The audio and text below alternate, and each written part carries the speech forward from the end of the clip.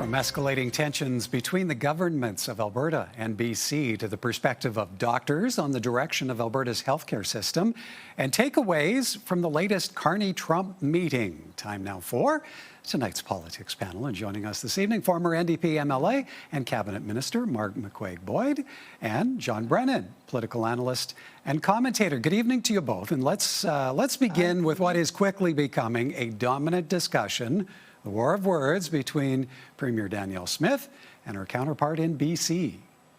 Well, I think Premier B's comments are un-Canadian and they're unconstitutional. It's not the Danielle Smith show, it's the Canadian team. And we all deserve the same opportunity for the same federal funding for our projects as she does for hers.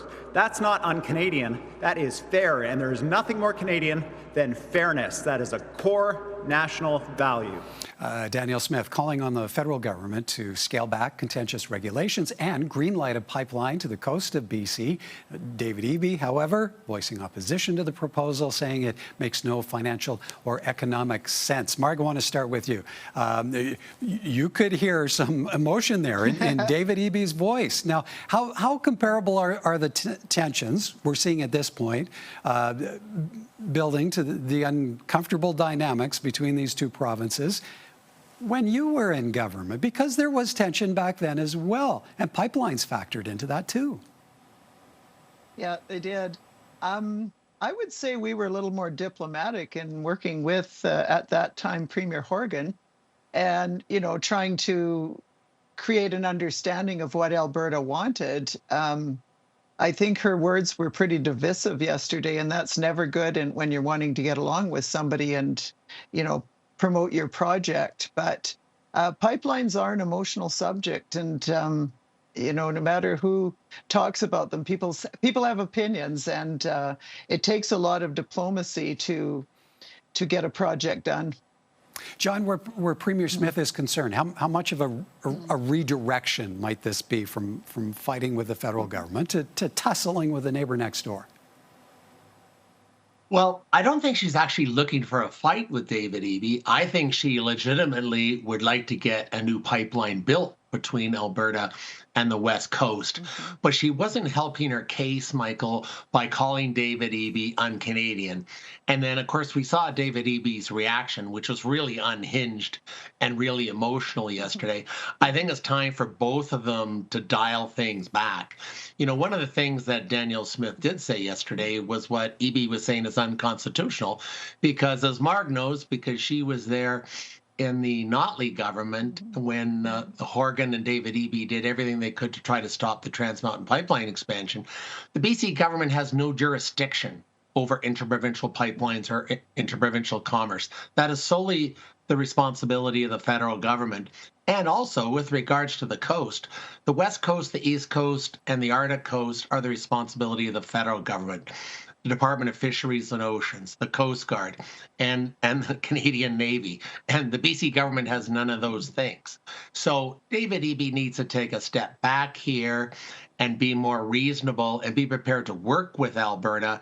And I think Danielle Smith needs to dial down the rhetoric too, and try to be more accommodating to the concerns that the BC Premier has expressed. Okay, so Marg, how do you see these two provinces best navigating the dilemma? How do they turn down the heat, rebuild neighborly relations? Well, I think first, as John said, they have to dial it back and just sit down and maybe discuss both sets of projects and priorities and work together. And what comes first, what comes second? Maybe there's something in BC that is more urgent. And I know with the LNG, that's going to help the Alberta gas producers. So, you know, maybe it's a matter of prioritizing. Her pipeline project is far from a project that's complete and ready to go. So I think that, as John says, they just need to dial it back and sit down and have an adult conversation about what's important for both provinces and maybe what comes first, what comes second. All right.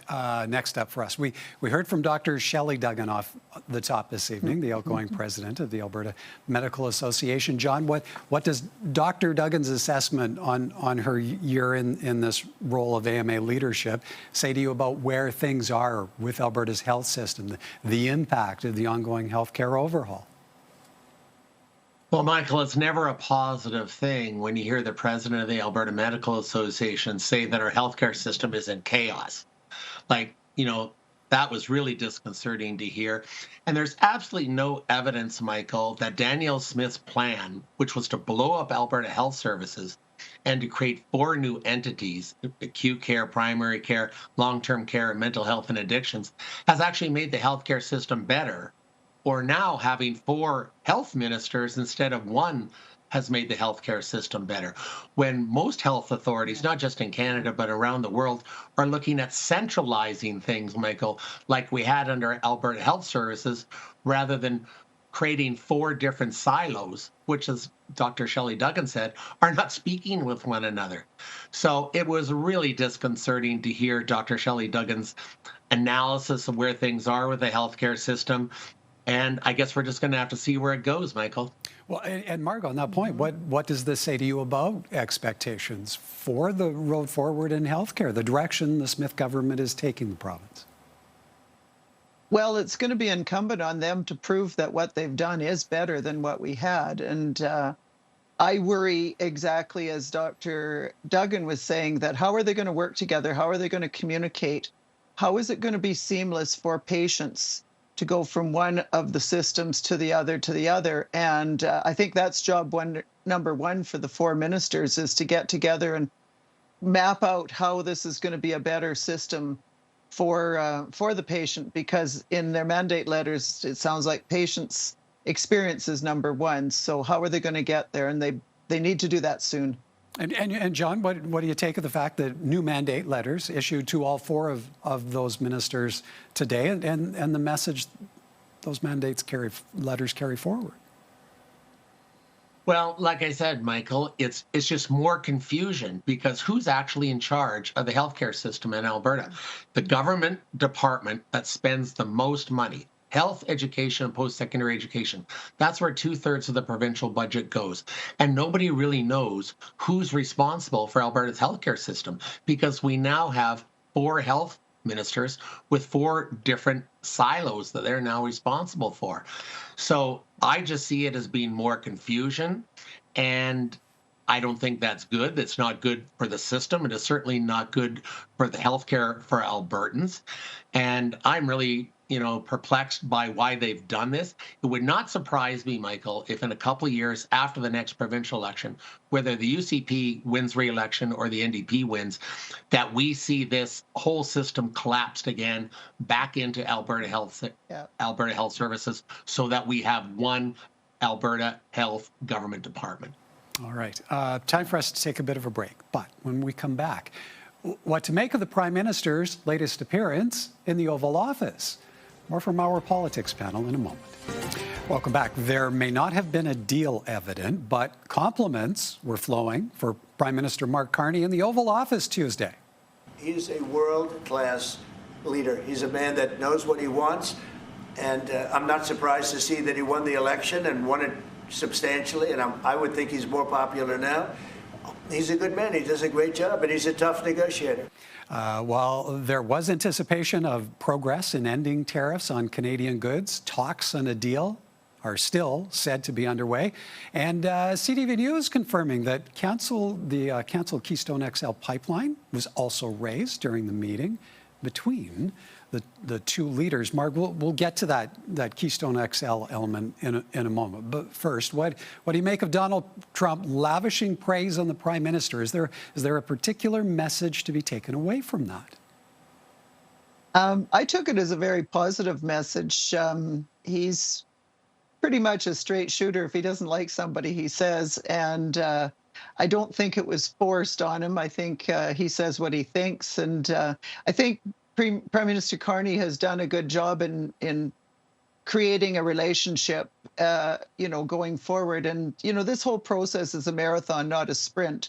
So I think it was unrealistic to expect there'd be much more announced yesterday, but it looks like they're going to continue to work. And I think it was a fairly positive meeting yesterday, personally. John, the PM returned to Ottawa today, by all accounts, empty-handed. There has been no proclamation of a deal to remove any of the U.S. tariffs. So how much of a success or failure should that Oval Office meeting be considered? Well, I don't think it was a failure, Michael, because anytime the Prime Minister of Canada can get a face-to-face meeting with the President of the United States, that's a positive thing. And also, a number of the cabinet secretaries were there and senior federal cabinet ministers. So the fact that they had a working lunch for a couple hours after that Oval Office meeting, those are positive things. But, as Mark said, and she's right, this is going to be a long haul, these negotiations between the Government of Canada and the United States. We have the CUSMA review coming up next year, which is going to be crucially important to Canada. But in the short term, of course, Mark Carney's trying to get some relief for the sectoral tariffs. Unfortunately, he wasn't able to get anything yesterday, but that doesn't mean that seeds haven't been planted to get something down the road. All right. So, Marg, a lot of the day after analysis has been focused on this element of Keystone XL, said to have been raised in the context of linking energy between the two countries and more energy cooperation, and this apparently in connection with getting relief on steel and aluminum tariffs. How does the potential revival of this long-dead project strike you as a former Alberta energy minister? Well, I think it was a good move on Carney's part to bring that into the mix, because he knows that the U.S. likes our energy, and it takes steel to build pipelines. So there's, some good synergies there, and it can create North American, security on energy. And the other thing it does is maybe takes the heat off himself to okay a pipeline to BC if he can give Danielle Smith the Keystone XL pipeline. So I think it's worthy of a discussion for sure. We'll see where it goes.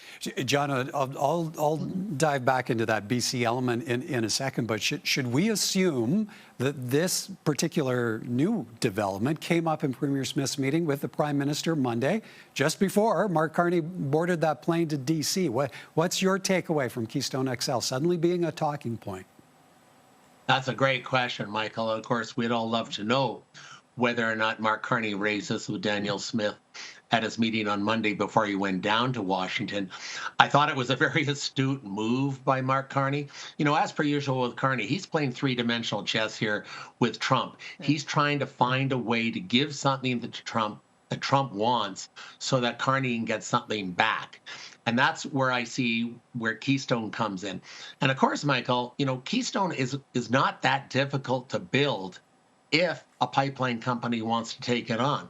Because you'll recall when Jason Kenney was still the premier and the government of Alberta took an equity interest into Keystone XL, the part of Keystone XL from the oil hub in Alberta and Hardisty to the Canada-U.S. border is already built, as is the crossing. Yeah. It's literally just the length from the Canada-U.S. border to Steel City, Nebraska that needs to be built. And so if Trump's administration, working with Carney, can get a pipeline company interested in building it, it could actually probably be done in 2 or 3 years.